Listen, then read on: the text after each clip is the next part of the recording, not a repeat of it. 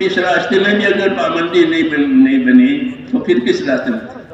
حضرت بات فرماتے تھے کہ ہمارے راستے کا بگڑا ہوا مشکل سے سدھرے گا، یہ فرماتے تھے۔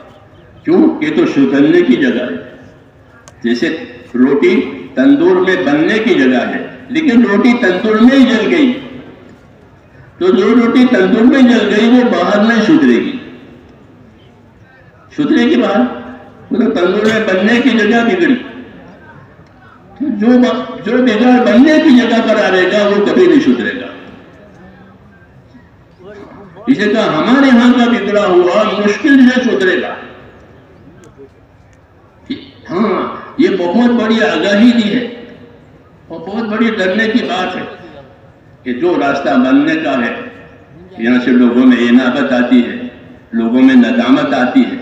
اگر آدمی پابند ہوتا ہے تو اس میں اس کام کی وجہ سے انابت آتی ہے، اور آگے گنہگار ہوتا ہے تو اس کام کی وجہ سے ندامت آتی ہے۔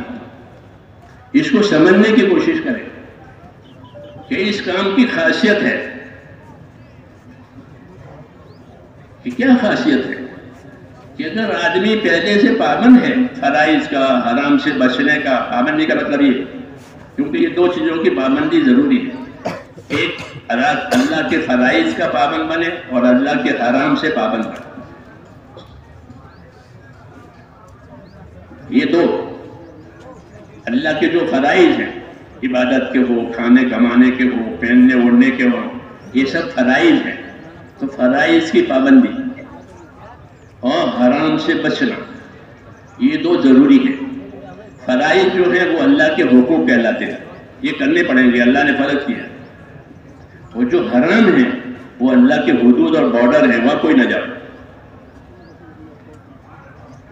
ان دونوں کی سلامتی ضروری ہے۔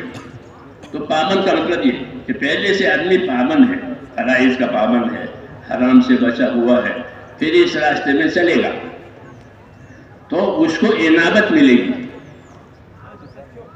اس کو انابت ملے گی۔ انابت کہتے ہیں دلوں کا رجوع اللہ کی طرف، اس کو انابت کہتے ہیں کہ دل کا رجوع اللہ کی طرف ہو گیا، اللہ کا ڈر آ گیا، آخرت کی فکر آ گئی، اپنے اعمال کی فکر آ گئی۔ ہاں، اس کو انابت کہتے ہیں۔ انابت جو ہے وہ دلوں کی ہدایت کا ذریعہ ہے،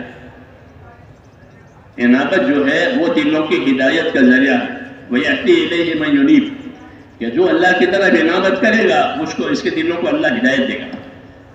تو میں نے کہا اگر آدمی پہلے سے پابند تھا اور اس راستے میں چلا وصول سے تو اس کو انابت ملے گی، ہاں، اللہ کی طرف اس کے دلوں کا رجوع ہو جائے گا، اس روز بروز اللہ کی طرف اس کی ترقی ہوگی، یہاں تک کہ وہ ولی ہو جائے گا اللہ۔ وہ نہیں جانتا میں ولی ہوں، لیکن اللہ اس کو اپنا ولی بنائے گا۔ جس کو اللہ ولی بناتے ہیں اس کو چھپاتے ہیں اللہ تعالیٰ، ورنہ لوگ اس کو پریشان کریں گے۔ تو انابت ملتی ہے اگر پہلے سے پابند ہے تو، اور پابند نہیں ہے، قصور ہے زندگی میں، گناہ ہے، کچھ ادھر ادھر ہے، اور پھر اس راستے میں اصولوں کے ساتھ چلے تو اس کو ندامت ملتی ہے، اس کو ندامت ملتی ہے، اپنے گناہ اس کو یاد آتے ہیں، پٹی کھلتی ہے، رینگ الٹی کھلتی ہے، پہلے گناہ کر کے بھول گیا، رینگ یوں چلی گئی، اب جب اللہ کے راستے میں لے گیا تو رینگ الٹی چلے گی، تو اس کو گناہ یاد آئے گا کہ میں نے یہ گناہ کیا تھا، میں نے یہ گناہ کیا تھا، فلاں نے کمال دبایا ہے، فلاں نے کہا میرے پاس واجب ہے، فلاں نے کوئی، یہ پٹی کھلتی ہے، اس کو ندامت کہتے ہیں، کہ اس کو ندامت آتی ہے، اپنے گناہ یاد آتے ہیں تو وہ پگھلتا رہتا ہے اندر گناہوں کی ندامت کی وجہ سے، اور اللہ سے تنہائیوں میں اپنی معافی مانگتا ہے کہ اللہ میں نے تو یہ بھی کیا ہے، میں نے تو یہ بھی کیا ہے، میں نے تو یہ بھی کیا ہے، تو اب اس کے گناہ معاف ہو جاتا ہے، کہ اس کو انابت، اس کو ندامت ملی۔ یہ ایک دیکھنے کی چیز ہے، ہم کسی کو کچھ نہیں کہہ سکتے، اپنے بارے میں سوچیں کہ اس کو ندامت ملی ہے کہ انابت ملی ہے۔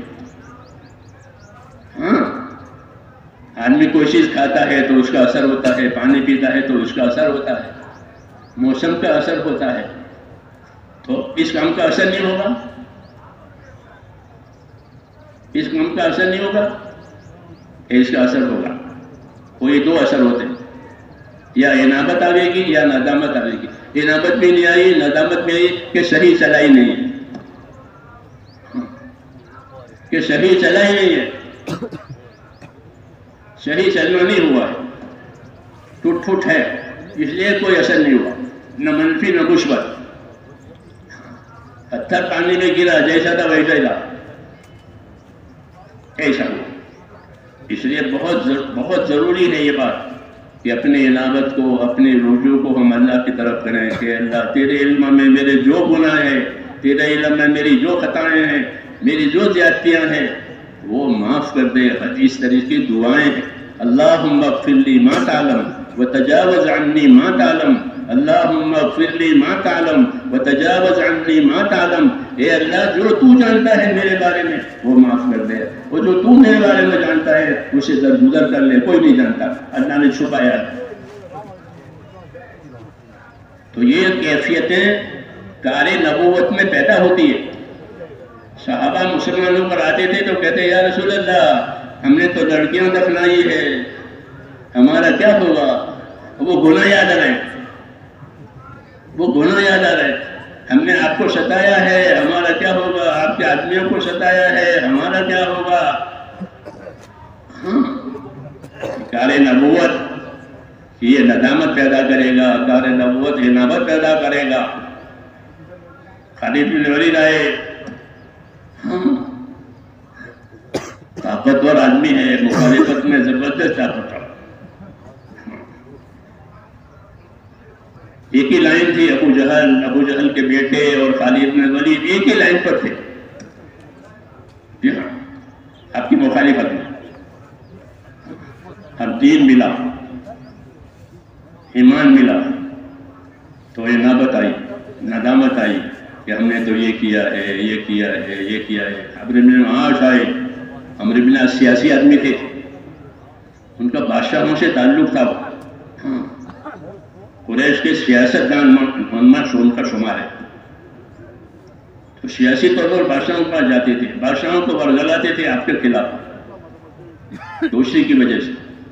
وہ سیاسی آدمی تھے، یہ بہادر آدمی تھے، ان کا قبیلہ ابو جہل کا قبیلہ ہے، جی ہاں، تو انہوں نے بہت کچھ کیا۔ اب آیا دین آیا، ایمان آیا، تو جب ایمان کی روشنی پڑی تو ندامت آئی، یا رسول اللہ ہم نے تو یہ کیا، ہم نے تو یہ کیا، ہم نے تو یہ کیا۔ عمرو بن عاص کہہ گا کہ میں تو نگاہ اٹھا کے وہ تو اس کو دیکھ نہیں سکتا، اتنی مجھ پر ندامت ہوئی، ہاں، کہ میں نگاہ اٹھا کر آپ کو دیکھ نہیں سکتا تھا، اتنے میرے اوپر ندامت اور شرمندگی آئی ہے۔ یہ بڑے بڑے لوگ ہیں، ان کو مکے کے جگر پاری کہے جاتے تھے، ابھی آئے اور ایمان ملا تو ان کو ندامت ملی کہ ہم نے ایسا کیا ہے، ہم نے ایسا کیا، ہمارا کیا ہوگا؟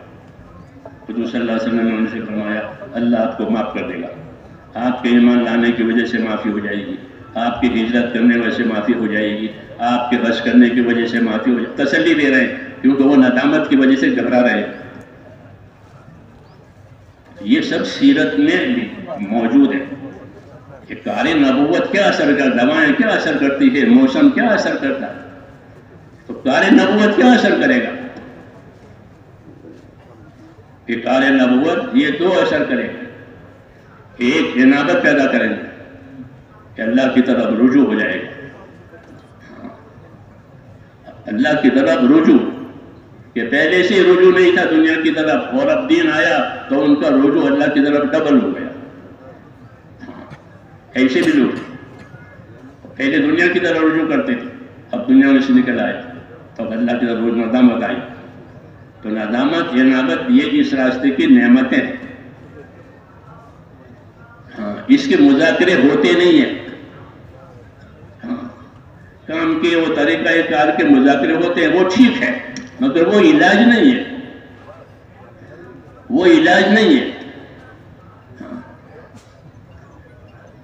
اس لیے میرے بھائیوں، یہ چیزیں، اس کام کو تو بہت سمجھ کر کرنے کی ضرورت ہے.